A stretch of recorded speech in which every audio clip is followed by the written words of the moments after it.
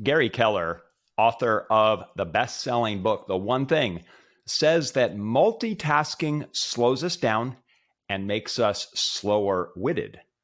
He asks the question, why would we ever tolerate multitasking when we're doing our most important work?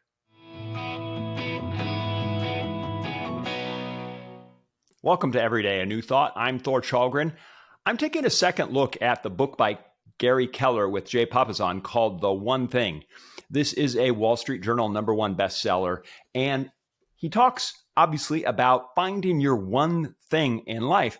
And he makes the point that often we don't focus on that one thing because of what he calls the lies that we tell ourselves. And in the first half of the book, he goes through those lies of the reasons why we say we can't focus on one thing. And he calls them the 6 lies between you and success.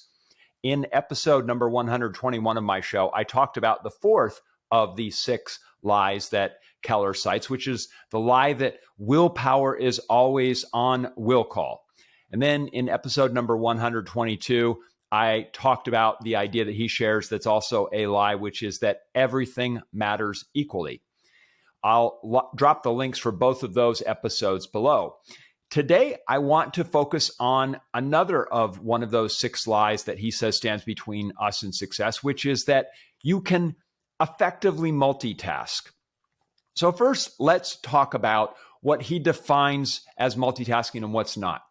For instance, he says if you're, say, folding laundry while watching TV, that's not the kind of multitasking he's talking about. If you're doing something that doesn't matter and you're trying to do something else with it, maybe listening to a podcast, say your favorite podcast, while you're unloading the dishwasher, that may not be fitting his definition of multitasking. What he would call multitasking, I think, from the examples that he cites in that chapter, are instances where you're trying to do something that matters to you, and then someone else comes along and interrupts you and wants you to do something else.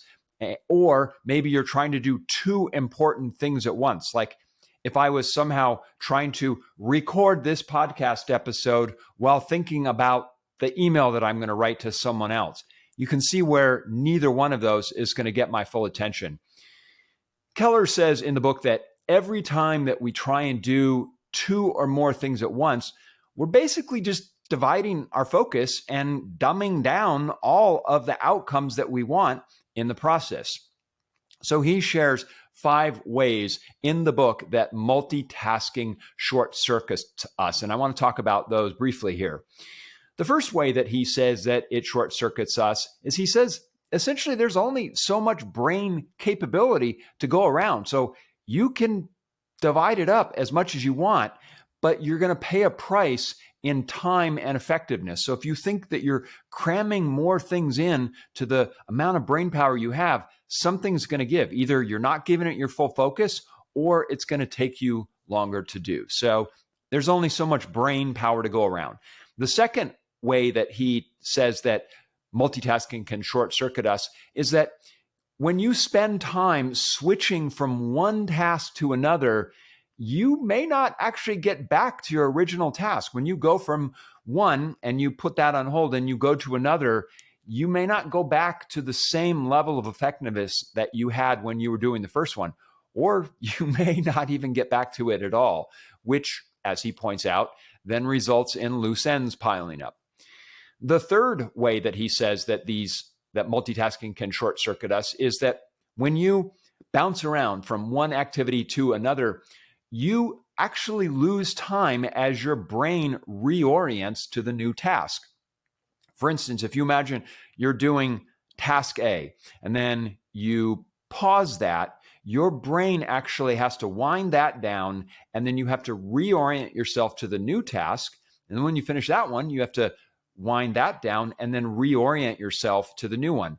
Imagine, if every time you have to start up that engine of that new task, and it takes time for it to get going.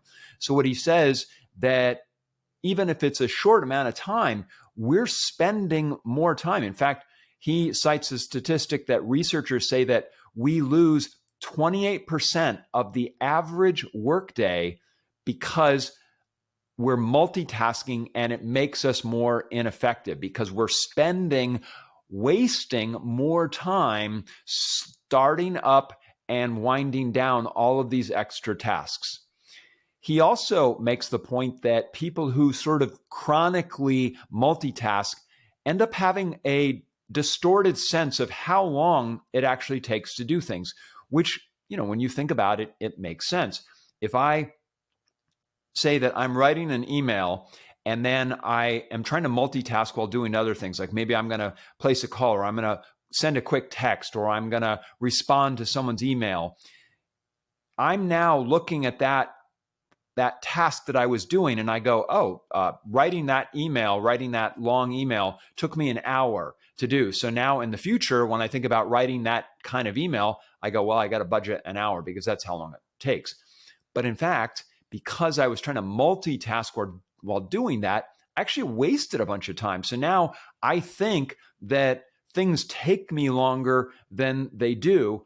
And so maybe I don't take on as much, or I don't complete as much because I have a distorted sense of how much time something actually takes. He also makes the final point that multitaskers make more mistakes than non-multitaskers. They often make poor decisions because they favor new information over old, even if the older information is more valuable. So you're making more mistakes because you're not focused on the thing that really matters to you. And this is not to mention the fact that people who are multitaskers end up having more stress, because if you imagine, you think about your day and you're like, I'm cramming in all of this stuff and I got to get all of this stuff done. And something where you could spend your time focused on it now is multiple things that you're trying to do at the same time. So the takeaway for me is think about the things that are most important to you in any given day and ask yourself, are you focusing on that task and only that task? If not, maybe it's time to evaluate if multitasking is actually keeping you from being great at your one thing. That's the show for today. I hope you enjoyed this episode. If you did, please hit like if you're watching on YouTube. If you're listening to the podcast, please subscribe or follow the show on your favorite podcast app. Until tomorrow, thanks for watching.